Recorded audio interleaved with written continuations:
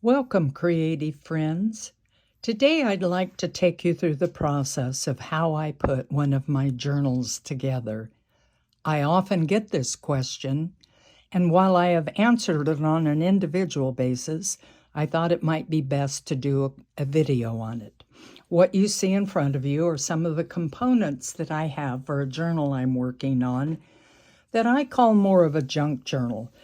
A lot of my journals use old vintage book pages, and this one uses more salvaged, recycled materials. So, given what we have in front of us, let's make a journal. First thing we're going to do is move these out of the way a little bit and focus on the different types of pages that this particular journal has. Now, the old process that I go through can be used with all kinds of materials. It isn't limited to just what I have today. So the three types of pages I have in this journal are torn cardboard. We all get that in the packaging of things we order. This is pliable, but still has good strength. That's one way, and I just fold it, and this then becomes 2 pages. Same thing with this. This is one single page, one single piece of paper that will become 2 pages. This is more like the grocery bags that we get, such as, well, any grocery store. I get a lot of them from Trader Joe's, and they tear up and they're strong enough to be used. This one is done completely different. It's 2 pieces, any size and shape, held together with a strip of material that has been glued. What I do then, before I do that, the other thing that I put into my videos is scraps of fabric. The torn, the ragged, the forgotten. So what we do with these materials is I will lay them out in a way that I think works real well. Maybe I'll put the cardboard down first, then the one with the fabric, then maybe a piece of fabric, then the one with the paper bag, and then more fabric. The way you lay it out together really doesn't matter. It's just whatever works for you. I will say one thing, that when you do a journal this way, your signatures are quite often bulky and don't lie totally flat. You can change that by changing the direction that you put them together. You can leave out some of the material. This is where you just have to work with what you feel comfortable with, using the materials. All right, that's what I have in this journal today. This is going to be my spine. This is a piece of vintage eco-dyed fabric. I think it was at one time a drape. Can't remember. And I just figure out how wide I want it to be. And I give myself lots of length. I will not use this entire length, but the last thing you want is to get to the last signature and find out you haven't left enough material to glue the cover on. So give yourself plenty of room on this. I've gone ahead and taken one of the signatures. Let's look at this signature. Just like the one I showed you, here are the different types of pages. Here's some fabric. Here's a much smaller page put together with the fabric binding. So here is 1, 2, 3 paper pages with some fabric pages also. Once I have laid out the signature, I do, and you can do it either way. You can either hand stitch it or you can machine stitch it to the fabric spine. I just kind of do whatever I feel like at the time. And quite often I do a combination of both hand stitching and machine stitching, and I'll tell you why in a little bit. In this particular one, I have hand stitched it. What I have found in doing either the machine stitching or the hand stitching, sometimes your signature will get away from you, or slip and slide as I call it. What I did with this to begin with, before I attached it to the spine, see this gold thread here? Let's get in here a little closer. This gold thread right here is only in the signature. That keeps all the pages of the signature from wandering off on their own. Now that you have that, then you can attach it a little easier to the spine. And that's what this black stitching is. I happen to use a very thick embroidery thread with a needle that is about that long, so it's easy to go through. If you find yourself faced with material that it's hard to pull the needle through, then get yourself a pair of handy pliers. If I run into a problem like that, I just grab the needle and pull it through. Give it some leverage to pull it through. So in this case, we have one of the signatures already sewn in to the spine. Notice it lies for pretty good for having cardboard. Another tip I'll give you on using cardboard, when you make your fold, you can run a sharp edge down it. You want to be careful because you don't want to break the cardboard edge all the way through. Otherwise, your two pages obviously will separate. I then lay something heavy on it to kind of help make that crease permanent. But inside, because I have so much, it's still not going to lie totally flat. But I'm okay with how this lies. I have already done 2 other signatures. Same thing, same types of material. This one has not obviously been sewn into the spine, but you can see where I have sewn all the pages together. So when I work with this, nobody's going to suddenly, and trust me, I've had this happen, come in at a wonky angle where you have one page that looks like it was trying to escape. What I will do next is I will butt it up. I will make sure I know where this yellow line is. That's really my spine. And I will put it up close to the edge of this one. What will happen if I get it too far away? Well, I usually don't get them that far away, but let's say I wound up with it that far away.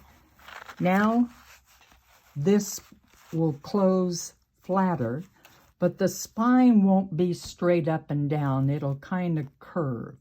Again, that's not a bad thing. It's just whatever you want to work with, whatever you can live with. Let's put it that way. So, if I move it in closer, let's say I get it right up there, then what will happen is this will pop up a little bit more.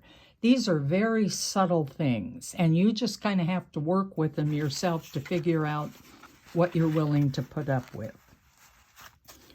This would be my second signature, so that now I have 2 signatures. I will sew it in later. I also have a 3rd signature done. Let me move this a little bit. I have a 3rd signature done, same way. Different materials, different sizes. This is just paper. Notice this one looks like it's at a wonky angle, but that's just because of the way this outer edge is torn. more fabric, a little embellishment on the fabric, and the final page. Once again, not totally flat. Anytime you're going to use a doubled over piece of cardboard, what you're not doing is making a flat spine like you find in a book. So you're always going to get a little bit of a pop-up with it. Let me show you what it would look like if I had sewn these in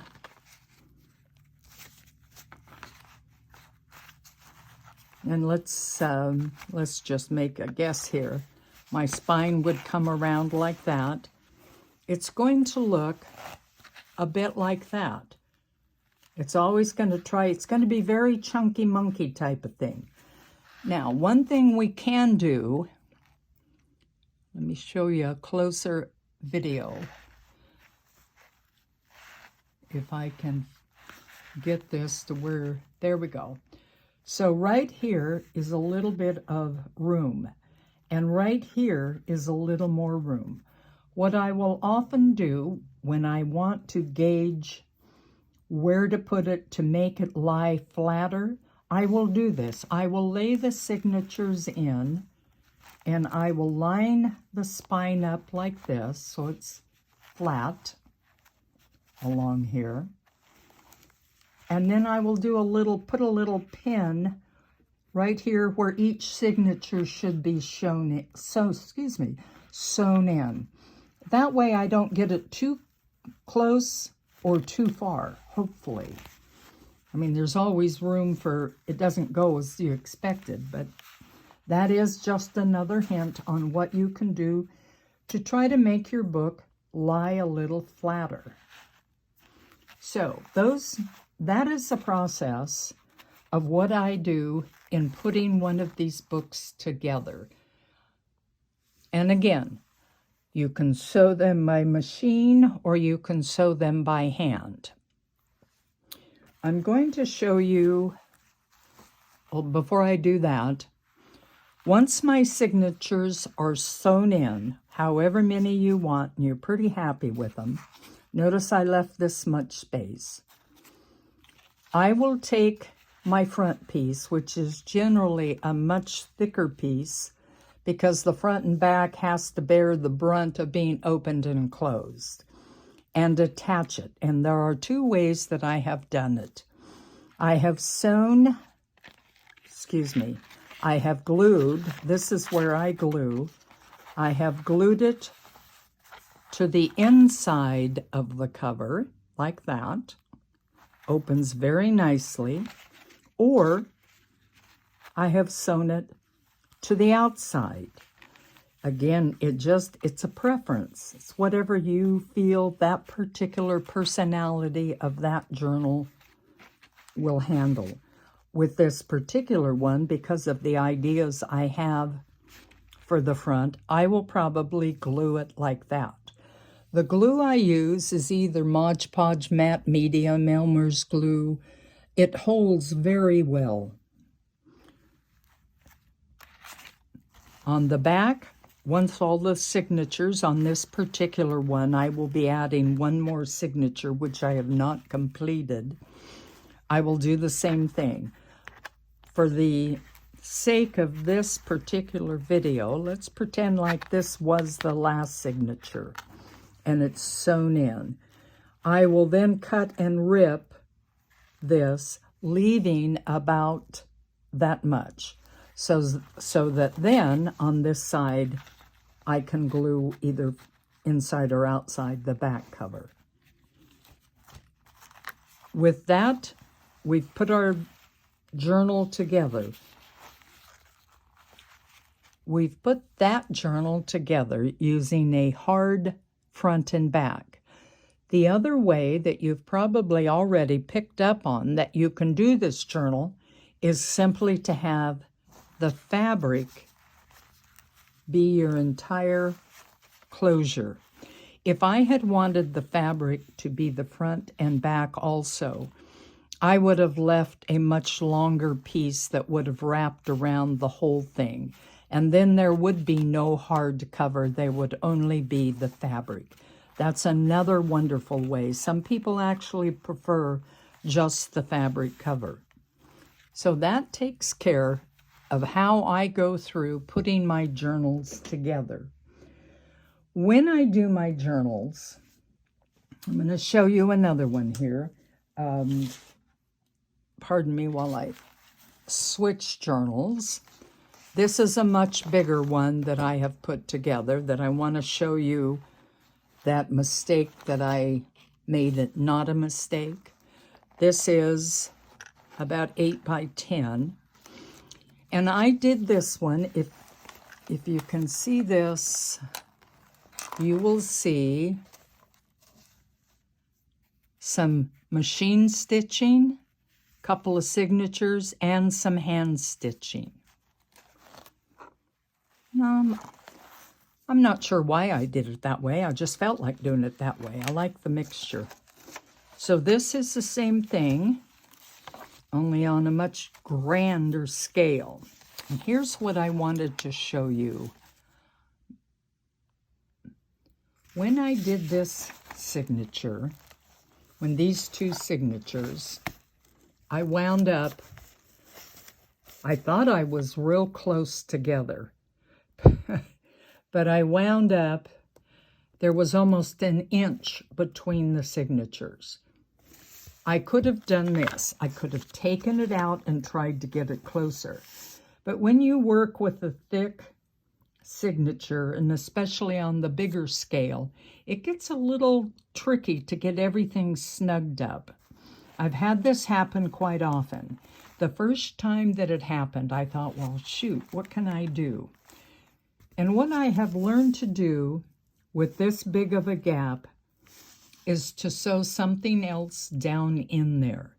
A lot of times I will simply sew a small fabric insert, maybe 3 or 4 pages of fabric that are very soft and very thin and go together very nicely.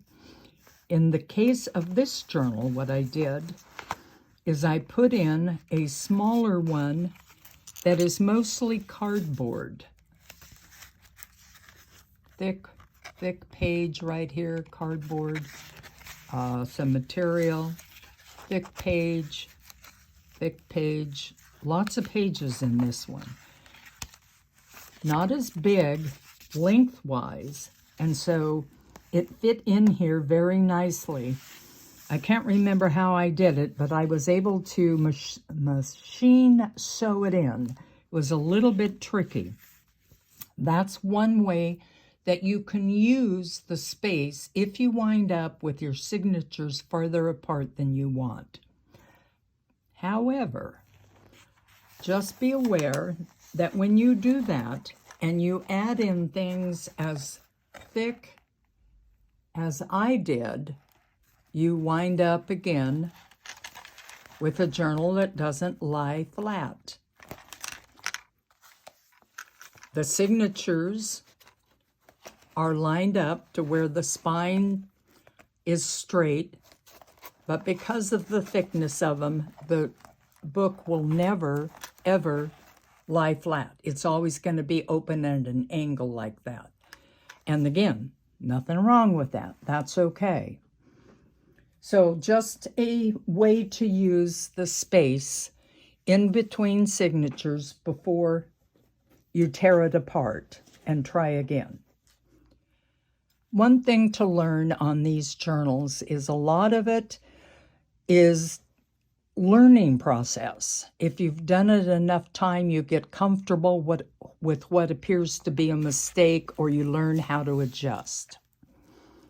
The final thing I'd like to show you, if you refer back to the videos we did before on how to make the binding with the chopstick, this was one of the signatures that I used in the demonstration for that video. Excuse me.